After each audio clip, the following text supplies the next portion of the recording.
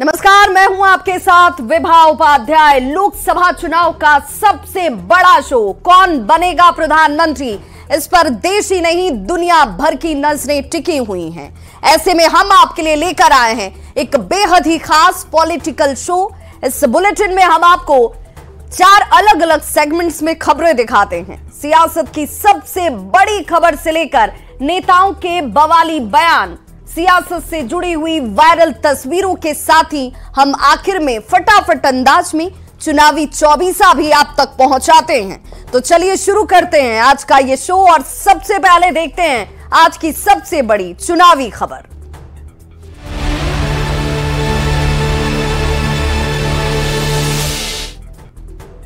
तो चुनावी मौसम में सत्ता पक्ष और विपक्ष के बीच तीखी नोकझोंक जारी है, पर चुनावी बॉन्ड के बाद बैंक अकाउंट फ्रीज किए जाने के मामले को लेकर कांग्रेस केंद्र सरकार पर जमकर भड़ास निकाल रही है।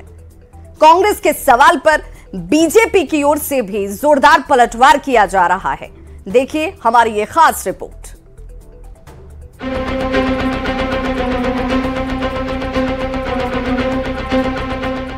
बैंक अकाउंट्स फ्रीज किए जाने के मामले में कांग्रेस ने सुप्रीम कोर्ट का दरवाजा खटखटाया है। पार्टी की तरफ से बैंक अकाउंट्स फ्रीज करने के फैसले के खिलाफ सुप्रीम कोर्ट में याचिका दायर की गई है।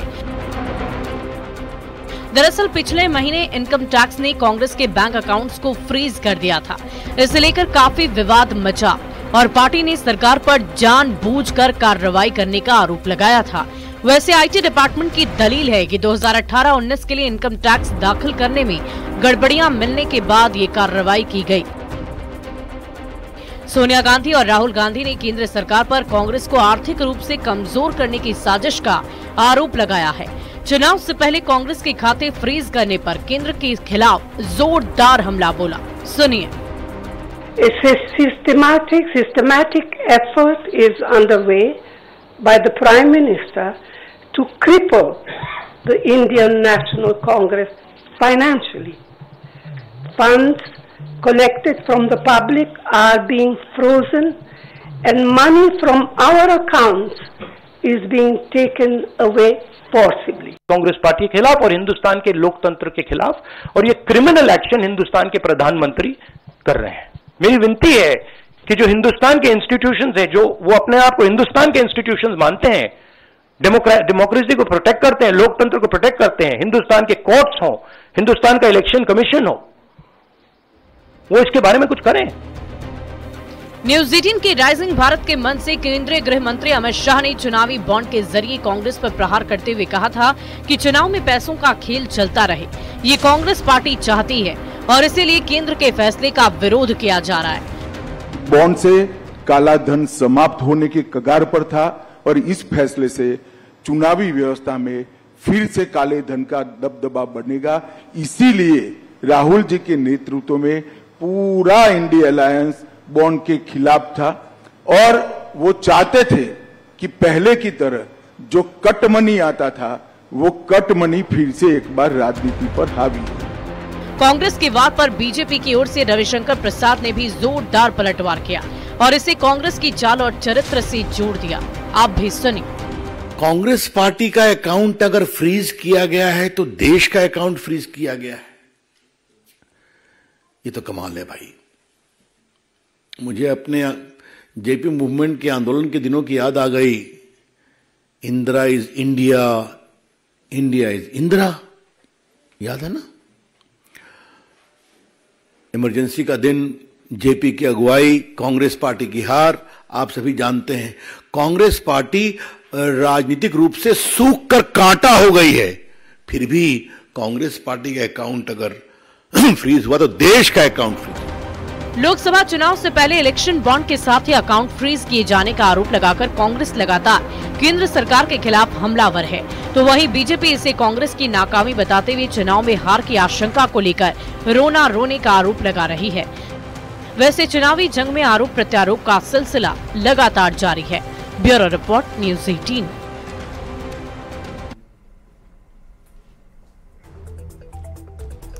तो चुनाव से पहले विपक्षी गठबंधन के नेता लगातार तंज कस रहे हैं। पीएम के खिलाफ अब शब्दों का इस्तेमाल किया जा रहा है और अगले ही दिन मीडिया के सामने अपने बयान को गलत ढंग से पेश करने का आरोप उल्टे बीजेपी के नेताओं पर ही लगा रहे हैं।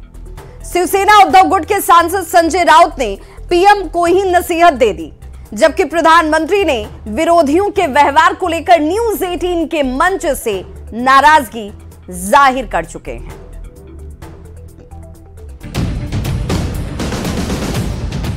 बार बार उनको रोने की जो आदत है वो ठीक नहीं है। देश के प्रधानमंत्री है, फिर रोना धोना बंद करना चाहिए।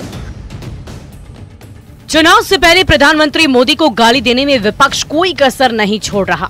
शिवसेना उद्धव गुट के सांसद संजय राउत ने अपने बुधवार को दिए गए बयान के बाद आज सफाई दी। बार बार उनको रोने की जो आदत है वो ठीक नहीं है। देश के प्रधानमंत्री है, फिर रोना धोना बंद करना चाहिए।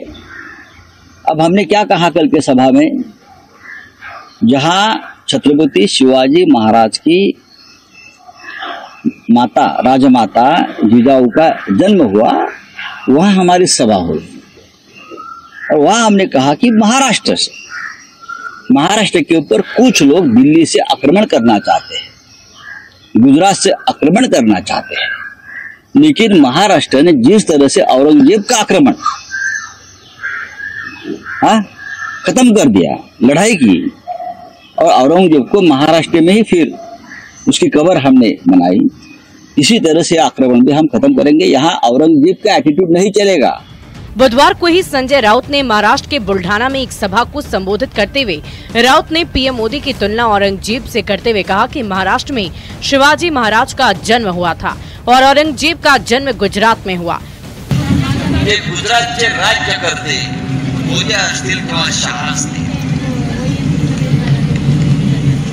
महाराष्ट्रात शिवाजी महाराज जन्माला आले आणि औरंगजेबाचा जन्म गुजरातमध्ये झाला।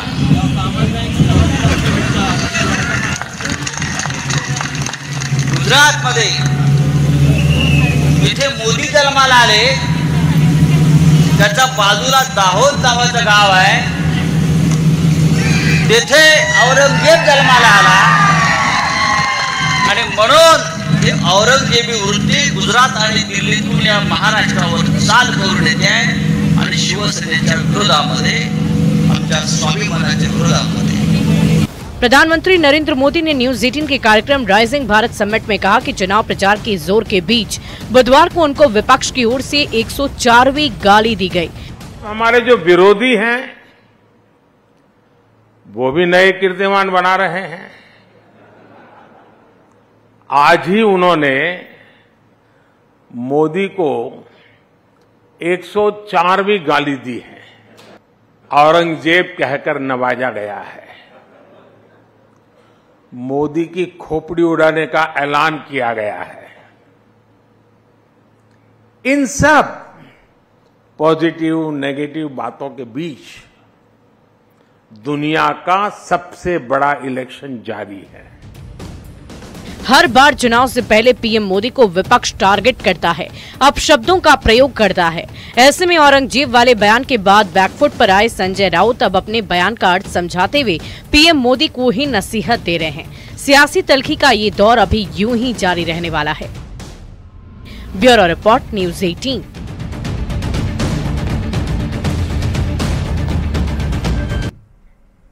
तो देखिए, बिहार में इंडी गठबंधन में सीट बटी नहीं, आरजेडी ने उम्मीदवारों को सिंबल बांटना शुरू कर दिया। लोकसभा चुनाव के लिए आरजेडी ने कई उम्मीदवारों को सिंबल तक दे दिया है। आरजेडी का गया सीट से लोकसभा उम्मीदवार तय हो चुका है। कुमार सर्वजीत गया लोकसभा से चुनाव लड़ेंगे। कुमार सर्वजीत को आरजेडी का सिंबल मिल चुका है और 28 मार्च को कुमार सर्वजीत गया लोकसभा सीट से नामांकन भी करने वाले हैं। कुमार सर्वजीत ने लालू प्रसाद और तेजस्वी को इसे लेकर धन्यवाद तक दिया। वहीं अभय कुशवाहा को औरंगाबाद से आरजेडी का सिंबल मिला है, तो श्रवण कुशवाहा को नवादा से आरजेडी ने चुनावी मैदान में उतरने के लिए सिंबल दे दिया है। सुरेंद्र यादव जहानाबाद से आरजेडी के प्रत्याशी होंगे। वहीं अर्चना रविदास जमुई से आरजेडी के सिंबल पर चुनाव लड़ेंगी। तो आरजेडी अध्यक्ष लालू प्रसाद और तेजस्वी यादव से प्रदेश कांग्रेस अध्यक्ष अखिलेश सिंह ने जाकर मुलाकात की। और तीनों ही नेताओं के बीच करीब 20 मिनट तक मुलाकात चलती है, जिसके बाद अखिलेश सिंह मीडिया के सामने आए तो जरूर अखिलेश सिंह ने कहा कि सब कुछ जगह पर है, कहीं कोई पेच है ही नहीं। जब न्यूज 18 ने पूछा कि बिना सीट शेयरिंग के ऐलान के आरजेडी अपने प्रत्याशी को सिंबल दे रही है, तो अखिलेश सिंह इस सवाल को टालते हुए नजर आए। अखिलेश सिंह ने लालू यादव से मुलाकात की है। यहाँ पे देख सकते हैं कि जो राबड़ी देवी का आवास है, यहाँ पे अखिलेश यादव आए थे बात करने के लिए। हम बात करते हैं। अखिलेश जी, क्या बात हुई? लालू? कोई बात नहीं हुई। आप लोग इतना ये मत करिए। बात क्या होना है, हो जाएगा। 4 सीट शेयरिंग को लेकर अभी तक जो मसला है भाई सब हो जाएगा, सब हो जाएगा, चिंता मत करिए। सीट शेयरिंग का फॉर्मूला साफ नहीं हुआ और कैंडिडेट आरजेडी ने घोषित कर दिया। बिना सीट शेयरिंग के फॉर्मूले के। चलिए, इस सवाल के जवाब देंगे ना। मुलाकात तो मेरी होती रहती है, कौन नई बात है। हम लोग एक साथ सब चुनाव लड़ेगा तो मुलाकात बात तो होती रहनी है। कांग्रेस की चलिए हो जाएगा जल्दी, 1-2 दिन में सब। और शो के इस सेगमेंट में अब देखते हैं बयान बवाली नेताओं के, वैसे बयान जिस पर मच गया है सियासी घमासान।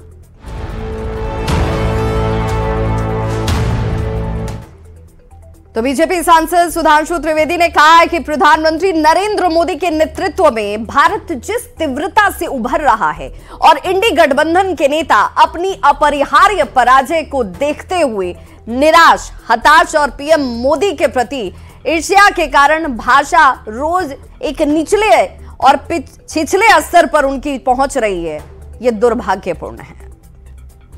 पराजय को अवश्यंभावी जानकर, इनएविटेबल डिफीट को देखकर हताशा, निराशा, कुंठा और प्रधानमंत्री श्री नरेंद्र मोदी जी के प्रति ईर्ष्या के कारण भाषा रोज एक नए, निचले और छिछले स्तर पर जाती हुई दिखाई पड़ रही है। मुझे लगता है कि ये जो कुछ भी इंडी गठबंधन वाले प्रधानमंत्री जी के प्रति बोल रहे हैं, इसमें कुछ भी नया नहीं है, मगर निचलापन नित नया दिखता चला जा रहा। तो विदेश मंत्री एस जयशंकर ने प्रधानमंत्री नरेंद्र मोदी की तारीफ करते हुए कहा कि मुझे विदेश मंत्री के तौर पर कोई दूसरा नेता नहीं चुनता, ऐसा केवल पीएम मोदी ही कर सकते हैं। प्रधानमंत्री के प्रति क्या विश्वास है, विदेश मंत्री का सुनिए। मंत्री, किसी को मंत्री बना रहे हो तो एक किस्म से मैं कहूंगा, मुझे लगा कि बहुत ही आउट ऑफ बॉक्स थिंकिंग था। मोदी जी के अलावा मुझे नहीं लगता कि किसी की हमारे पॉलिटिक्स में ये सोच होती कि ऐसे व्यक्ति को आप विदेश मंत्री बनाएं। मोदी जी ही मुझे चुनते और मोदी जी के अलावा मुझे नहीं लगता कि मैं अपना हाँ उस समय मैं भर सकता। प्रधानमंत्री के सेगमेंट में अब देखते हैं ऐसी तस्वीरें जो सियासत के लिहाज से सोशल मीडिया पर हैं तेजी से वायरल।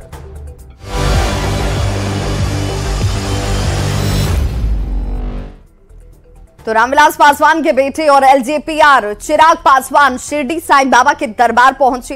अपने पूरे परिवार के साथ चिराग ने साईं बाबा के दर्शन किए। शिरडी साईं बाबा की आरती में चिराग पासवान शामिल हुए। लोकसभा चुनाव से पहले साईं बाबा के दरबार में चिराग पासवान की मौजूदगी। उत्तराखंड के मुख्यमंत्री पुष्कर सिंह धामी ने राणा थारू विकास द्वारा आयोजित होली मिलन समारोह में शामिल होकर यहां पर देखिए जमकर इनके ही रंग में मस्ती करते नजर आए। खटीमा उधम सिंह नगर उत्तराखंड की ये तस्वीर जहां पर होली मिलन समारोह का कार्यक्रम किया गया था और मुख्यमंत्री धामी इसमें शामिल हुए। पारंपरिक तरीके से नाच गाकर इस त्योहार को मनाते हुए केंद्रीय मंत्री धर्मेंद्र प्रधान ने राज्यसभा के उपसभापति हरिवंश नारायण सिंह के साथ पखला दिवस मनाया। तो राज्यसभा के उपसभापति के साथ डिनर की ये टेबल आपको नजर आ रही होगी जहां पर पखला दिवस और ये भी अपनी परंपराओं का निर्वहन। एनसीपी नेता बजरंग सोनोवाल पुणे में पार्टी प्रमुख शरद पवार और प्रदेश अध्यक्ष जयंत पाटिल की मौजूदगी में एनसीपी एससीपी में शामिल हो गए।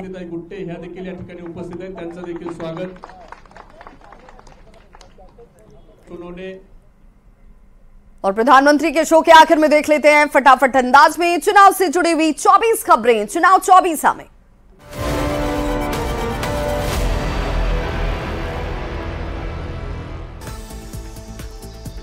इंडिया अलायंस में सीट बंटवारे के ऐलान से पहले आरजेडी का सिंबल बंटने पर कांग्रेस ने साधी चुप्पी, अखिलेश सिंह ने टाला सवाल।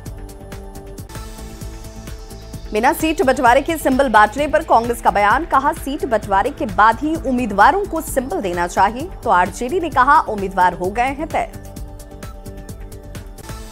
पाटलिपुत्र सीट पर आरजेडी विधायक हरीलाल यादव ने ठोका दावा, कहा लालू प्रसाद चाहते हैं मैं लड़ूं लोकसभा का चुनाव। आरजेडी अध्यक्ष लालू प्रसाद और तेजस्वी यादव से प्रदेश कांग्रेस अध्यक्ष अखिलेश सिंह ने की मुलाकात, तीनों नेताओं के बीच 20 मिनट तक हुई बातचीत। एनडीए उम्मीदवार के रूप में 28 मार्च को गया से जीतन राम मांझी करेंगे नामांकन, गया लोकसभा सीट पर जीतन राम मांझी और सर्वजीत होंगे आमने सामने। बीजेपी नेता सीता सोरेन को मिली जेड कैटेगरी की सिक्योरिटी, केंद्रीय गृह मंत्रालय ने सुरक्षा पर लिया बड़ा फैसला। पीएम मोदी को धमकी देने के आरोप के बाद कोडरमा से आरजेडी नेता अवधेश सिंह यादव का यू टर्न, बीजेपी ने की थी गिरफ्तारी की मांग।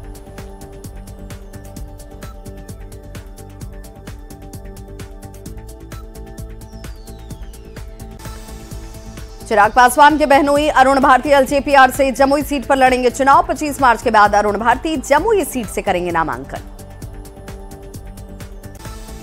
पीएम नरेंद्र मोदी की तुलना औरंगजेब से करने और खोपड़ी उड़ाने की धमकी पर गिरिराज सिंह ने किया पलटवार, कहा ऐसे दल और नेताओं को कर देना चाहिए प्रतिबंधित। रामविलास पासवान के बेटे और एलजेपीआर चिराग पासवान शिरडी साईं बाबा के दरबार पहुंचे, पूरे परिवार के साथ चिराग ने साईं बाबा का लिया आशीर्वाद। एआईएमआईएम के प्रदेश अध्यक्ष मोहम्मद शाकिर ने राष्ट्रीय अध्यक्ष असदुद्दीन ओवैसी के सामने 6 सीटों पर चुनाव लड़ने का दिया प्रस्ताव, अंतिम फैसले का कर अब नेतृत्व करेगा फैसला। आरएलएम के प्रधान महासचिव माधव आनंद के कांग्रेस आला कमान पर निशाना साधने की आई बात, कहा चोरी भी करें और जस्टिफिकेशन भी न दें। अगले कुछ दिनों में बीजेपी के और नेता के इंडिया अलायंस में शामिल होने का जेएमएम केंद्रीय महासचिव विनोद पांडे ने किया दावा, कहा बीजेपी के अंदर लोग कर रहे हैं असहज महसूस। राहुल गांधी और सोनिया गांधी के कांग्रेस के सभी अकाउंट्स फ्रीज करने पर जेडीयू मुख्य प्रवक्ता केसी त्यागी का पलटवार, कहा इस खेल की शुरुआत कांग्रेस ने ही की थी। भ्रष्टाचार को लेकर पीएम मोदी का विपक्ष पर तंज, बोले कांग्रेस और टीएमसी नेताओं के घर से मिल रहे कैश, भ्रष्टाचारियों पर एक्शन से विपक्ष बौखलाया, करप्शन के खिलाफ एक्शन ही मेरा कमिटमेंट। राइजिंग भारत समिट में देश की अर्थव्यवस्था पर बोले पीएम मोदी, आज भारत विश्व की 5वीं बड़ी अर्थव्यवस्था, 10 साल में 25 करोड़ लोग गरीबी रेखा से हुए बाहर। लोकसभा चुनाव से पहले इंडिया गठबंधन में फूट, समाजवादी पार्टी का अपना दल कमेरावादी से टूटा गठबंधन, सीटों के बंटवारे को लेकर नहीं बनी बात। एमपी में कांग्रेस को फिर लगा झटका, 5 जिलों के कई नेता बीजेपी में शामिल, कमलनाथ के करीबी दीपक सक्सेना भी ज्वाइन कर सकते हैं बीजेपी। कांग्रेस मुक्त होने की दिशा में बढ़ रहा एमपी, नरोत्तम मिश्रा का बड़ा दावा, 16,000 से ज्यादा कांग्रेसी बीजेपी में हुए शामिल। मुश्किल में पूर्व मंत्री अमरजीत भगत, इनकम टैक्स की जांच में बड़ा जमीन घोटाला आया सामने, कार्रवाई के लिए मुख्य सचिव और डीजीपी को लिखा गया पत्र। सुकमा दौरे पर छत्तीसगढ़ के CM Vishnudeo Sai, mini stadium में की जनसभा, बस्तर उम्मीदवार महेश कश्यप के लिए मांगे वोट। कोटा में सीएम भजनलाल शर्मा ने ली क्लस्टर कार्यकर्ताओं की बैठक, कोटा, झालावाड़, भीलवाड़ जिले के नेताओं से लिया फीडबैक, प्रदेश अध्यक्ष सीपी जोशी भी मीटिंग में मौजूद। लोकसभा चुनाव से पहले बीजेपी में बड़ी नियुक्तियां, राजस्थान में एक चुनाव और 2 सह प्रभारियों का किया गया ऐलान, सतीश पुनिया को बनाया गया हरियाणा का चुनाव प्रभारी। कांग्रेस में शामिल हुए बीजेपी नेता प्रहलाद गुंजल, डोटासरा और गहलोत ने दिलाई पार्टी की सदस्यता, गुंजल को कोटा, बूंदी से लोकसभा का टिकट दे सकती है कांग्रेस। तो प्रधानमंत्री के इस खास पेशकश में इतना ही, लेकिन चलते चलते आखिर में चुनाव से जुड़ी कुछ रोचक जानकारी बताते हैं। तो क्या आप जानते हैं, जब पहली बार बूथ कैप्चर किया गया था 1957 के बिहार विधानसभा चुनाव में बूथ कैप्चर की पहली घटना दर्ज हुई थी। ये वो पहला साल था। बेगूसराय के रचियाही इलाके में बूथ कैप्चर की ये पहली घटना होती है। तब कांग्रेस और लेफ्ट के बीच सीधा मुकाबला था। कांग्रेस प्रत्याशी सरयुग प्रसाद सिंह पर बूथ कैप्चरिंग का बड़ा और गंभीर आरोप लगा।